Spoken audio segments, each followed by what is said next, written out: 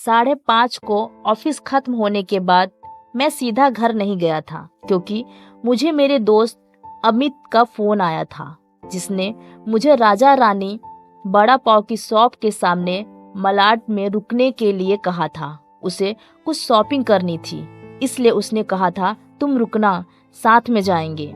हम दोनों हमेशा एक साथ की शॉपिंग करने जाते थे। उस शॉप के पास पार्किंग के लिए पैरेलली कुछ लोहे के एंगल लगाए हुए थे। मैं उन्हीं पर चढ़कर बैठ गया और अपने दोस्तों का इंतजार करने लगा।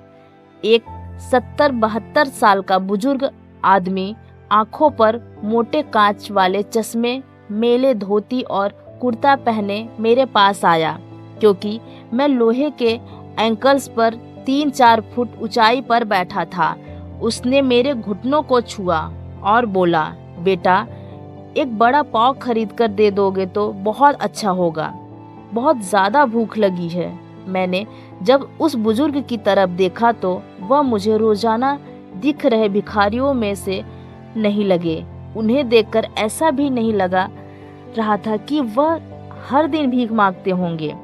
ऐसे अचानक किसी बुजुर्ग ने मेरे पैरों को हाथ लगाया तो मुझे बहुत अजीब महसूस हुआ। मैं तुरंत एंगल से कूदकर नीचे खड़ा हो गया। मैंने अपनी जेब में हाथ डाला और 50 रुपए निकालकर उस बुजुर्ग को देते हुए कहा, अंकल आपको भूख लगी है तो यह लीजिए 50 रुपए, कुछ खा लीजिए। बुजुर्ग ने कहा, नहीं बेटा पैसे मत दो, बस एक बड़ा पाव लाकर दे दो, उतना ही बस है मेरे लिए। ठीक है, मैं ला कर देता हूँ, आप यहीं बैठिए, कहकर मैं राजा रानी बड़ा पाव की दुकान में गया और एक बड़ा पाव खरीद कर लाया और बुजुर्ग को खाने के लिए दिया। बुजुर्ग नीचे बैठकर बड़ा पाव खाने लगे। मेरी तरफ देखकर वह बोले, ऊपर मत बैठो, गिर जाओगे, यहाँ बैठो मेरे पास, कोई साथ बैठेगा तो मुझे भी दो निवाले अच्छे से खाए जाएंगे। मैं उनका कहना टाल नहीं पाया और उनके साथ ही बैठ गया। फिर मैंने ऐसे ही उनसे सवाल करना शुरू किया, कहाँ से आए हैं, कहाँ जाएंगे, किससे मिलने आए हैं, वगैरह वगैरह। मैं नागपुर से आया हूँ, एक छोटे से गांव में रहता हूँ। यहाँ मुंबई में मेरा तुम्हारी उम्र का एक बेटा है, एक बड़ी कंपनी में इंजीनियर है, उससे मिलने आया हूँ। 2 साल पहले उसकी शादी हुई, लव मैरिज। बहू पढ़ी लिखी है, नए विचारों वाली। उसे सास ससुर यानी कि हम पति पत्नी गंवार लगते हैं, इसलिए हमारे साथ रहना उसे अच्छा नहीं लगता।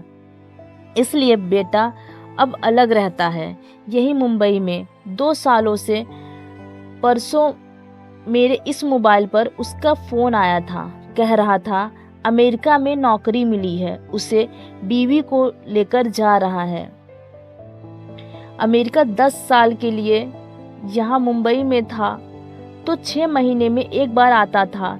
हम बूढ़े बूढ़ी को मिलने के लिए अब इतने दूर परदेश जा रहा है, एक बार मिलने के लिए आओ बोला तो अब समय नहीं बचा है, परसों फ्लाइट में बैठकर जाना है, कहता है। अब 10 साल के लिए जा रहा है, पता नहीं तब तक हम जिएंगे या मरेंगे, इसलिए सोचा खुद ही जाकर मिल लेता हूँ। कल शाम से एयरपोर्ट को ढूंढ रहा हूँ, लेकिन यहाँ के लोग कहते हैं कि इस एरिया में एयरपोर्ट है ही नहीं। बुजुर्ग ने एड्रेस वाली चिट्ठी मेरे हाथ में देते हुए कहा। उनकी बात सुनकर मैंने कहा, लोग सच कह रहे हैं, एयरपोर्ट यहाँ यानी यहाँ नहीं है, सांता कुंज में है। बुजुर्ग ने मेरी तरफ देखकर कहा, लेकिन परसों जब बेटे का फोन आया था तो उसने यही पता लिखवाया था। मुझे लगता है यह फोन भी खराब हो गया है, फोन ही नहीं आ रहा है बेटे का। मैंने बताया था उसको कि मैं उससे मिलने आ रहा हूँ मुंबई।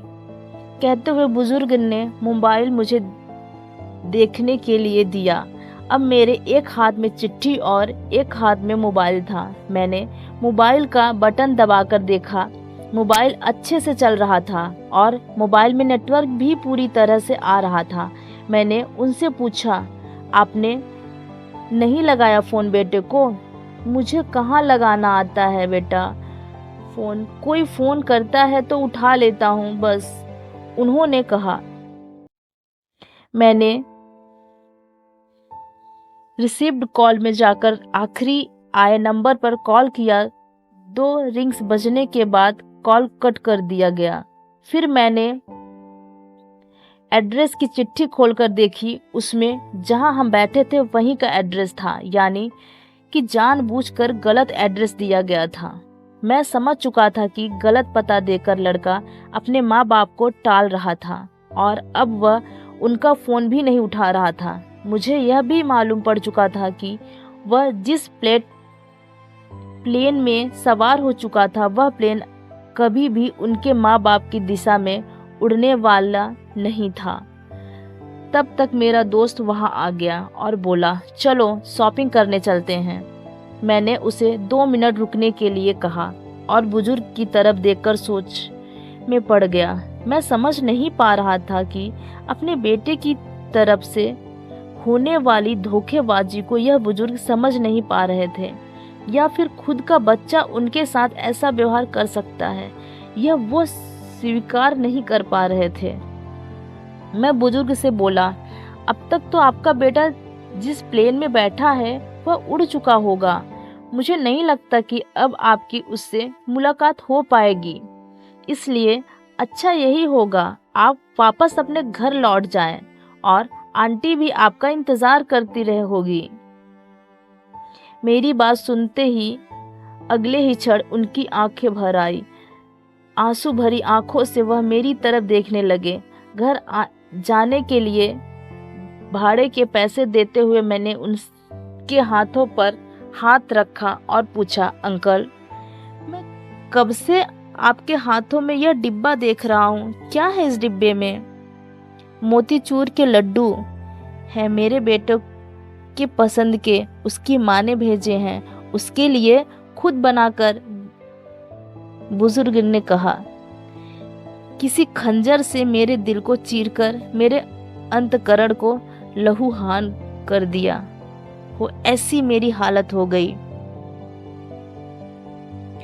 मैं निशब्द होकर बुजुर्ग की तरफ देखता रहा और वहीं बैठा रहा।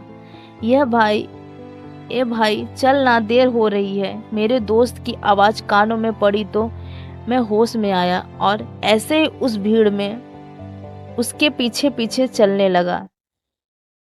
घर पहुंचकर आधी रात तक मैं सो नहीं पाया। रह रहकर एक ही सवाल मेरे मन में उठ रहा था। एक बड़ा पाव की भीख मांगने वाला वह बेचारा आदमी भूख से बेहाल होने के बावजूद भी अपने साथ लाए उन मोतीचूर के लड्डुओं में से एक लड्डू खुद नहीं खा सकता था। अपने बेटे से इतना प्यार। दोस्तों, कहानी पसंद आई हो तो लाइक करें, अपने दोस्तों से शेयर करना ना भूलें और रोजाना ऐसी ही कहानियों के लिए चैनल को सब्सक्राइब करना ना भूलें। धन्यवाद।